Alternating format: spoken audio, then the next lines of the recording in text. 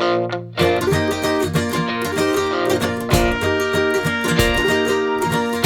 आपल्याला बाही उंची असणार आहे 10 इंच, म्हणजे एल्बो साईजची बाही. तर आपल्याला या 9.5 मधून 1.5 इंचावर एक खूण करून घ्यायची आहे आतमध्ये.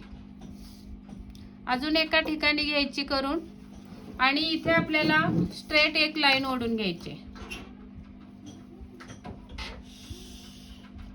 त्यानंतर आपल्याला बाही उंची असणार आहे 10 इंच, म्हणजे एल्बो साईजची बाही. तर 10 इंच बाहीसाठी आपल्याला अस्तरची बाही असेल तेव्हा 1 इंच प्लस करायचे, आणि बिन अस्तरची बाही असेल तेव्हा तुम्हाला 2 इंच प्लस करायचे. तर आपल्याला अस्तरच्या बाहीनुसार 1 इंच प्लस करून खूण करून घ्यायचे 11 वर.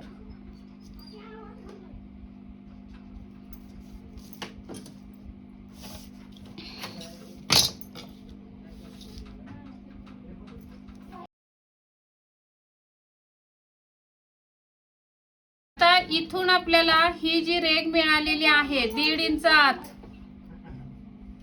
1.5 इंच आतमध्ये जी रेघ आलेली आहे ती आपली असणार आहे शिलाई मार्जिन. इथून पुढचे हे शिलाई मार्जिनचे असणार आहेत. आता या रेघेवर आपल्याला कॅप हाईट काढायची. तर कशी काढायची? आपल्या कालच्या कटिंग मध्ये आपण 18 घेतलं होतं ना. किती घेतलं होतं मुंडा? 18 ना. हो. तर 18चे निम्मे 9 येतात. तर या कोपऱ्यातून आपल्याला टेप असा लावायचा आहे, आणि 9 कुठे आले तिथे आपल्याला ही खूण करून घ्यायची अशी. तर इथं टेकलेत 9, तिथं मी ही खूण करून घेतली. आता इथून खाली आपल्याला बघायचं आहे ही कॅप हाईट कितीवर आली? बरोबर 4 इंचावर कॅप हाईट आली. म्हणजे या साईज साठी आपली कॅप हाईट 4 इंचावर आली. या रेघेवर आपल्याला स्ट्रेट 1.5 इंचावर एक खूण करायची, आणि ही 1.5 इंचाची खूण आणि ही कॅप हाईटची खूण आपल्याला मिळवून घ्यायचे तिरकस लाईन ओढून. आता या तिरकस लाईनीचा आपल्याला मध्य काढून घ्यायचा आहे. तर असा टेप लावायचा आहे,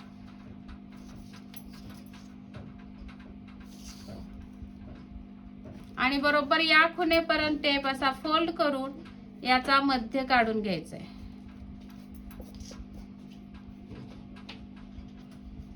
आणि परत अजून एकदा टेप फोल्ड करायचा या 1.5 इंचापासून कॅप हाईट पर्यंत. नंतर याचा आपण मध्य काढून घ्यायचा आहे. टेप असा लावायचा आहे या खुणेपासून कॅप हाईट पर्यंत, आणि टेप फोल्ड करून आपल्याला असा मध्य काढायचा आहे. हा पहिला मध्य निघतो. त्याच्यानंतर परत अजून एक असा फोल्ड करायचा आहे, आणि हा दुसरा निघतो. नंतर आपल्याला या खुण्यापासून या मध्यापर्यंत टेप फोल्ड करून मध्य काढून घ्यायचं आहे. या पद्धतीने आपल्याला समान 4 भाग करून घ्यायचे. 1 2 3 4 या तिरकस रेघेचे समान 4 भाग करून घ्यायचे. पहिल्या रेघेवर आपल्याला द्यायचं आहे पाव इंच, सॉरी पहिल्या रेघ म्हणजे पहिला मध्य. हा जो मध्य आहे त्या मध्यापासून आपल्याला अर्धा इंच वरती जायचंय. ही लास्टची जी खूण आहे मुंड्याच्या साईडची, म्हणजे शिलाई मार्जिनच्या साईडची, तिथून आपल्याला रेघेच्या खाली 3 रेघा 1 2 आणि 3,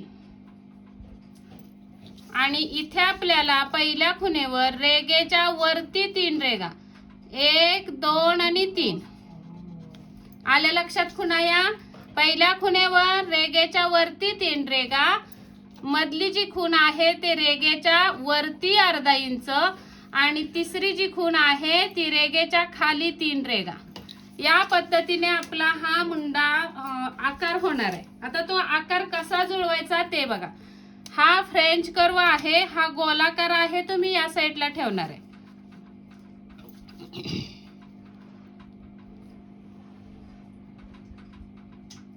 आकार बघा, ही खूण आणि हा मध्य, रेघेचा मध्य इथं आपल्याला टच करायचं आहे या पट्टीला, आणि या पद्धतीने आकार द्यायचा आहे. नंतर ही पट्टी उचलायची आणि या साईडला ठेवायची अशी. ही खूण ही खूण आणि हा मध्य, अशा पद्धतीने इथे आपल्याला हा सर्कल करून घ्यायचा आहे. हे बघा, हा मध्य दिसतोय, हात काढते, मध्य, ही खूण आणि ही खूण.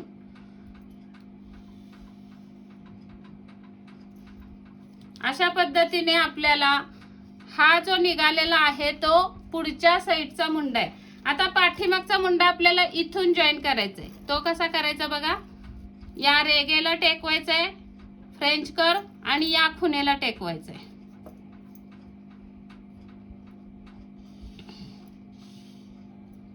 त्यानंतर हा फ्रेंच कर्व असा पलटी करायचा आहे आणि इथून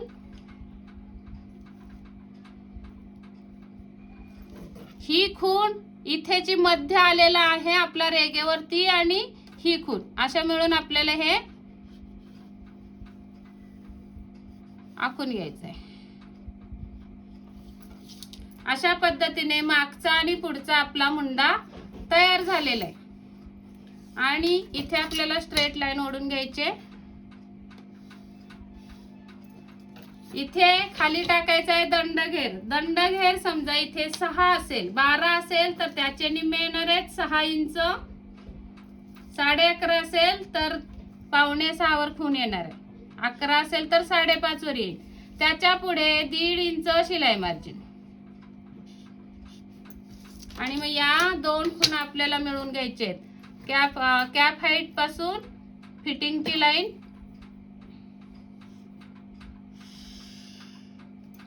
आणि ही शिलाई मार्जिनची शिलाई मार्जिनला. अशा पद्धतीने ही बाहीची कटिंग पूर्ण झालेली आहे.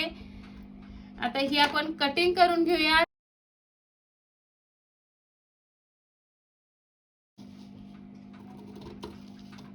अगोदर बाहेरचा मुंडा कट करायचा आहे जो पाठीमागच्या साईडचा असणार आहे.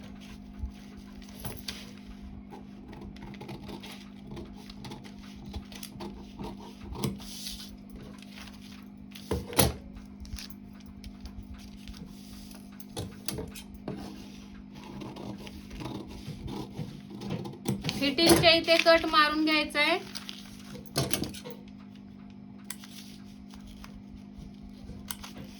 आणि इथे मध्यावर पण कट मारून घ्यायचा आहे. त्यानंतर हा ओपन करायचा आहे बाहीचा भाग आणि हा जो आतला मुंडा दिसतोय तो पण कट करून घ्यायचा आहे.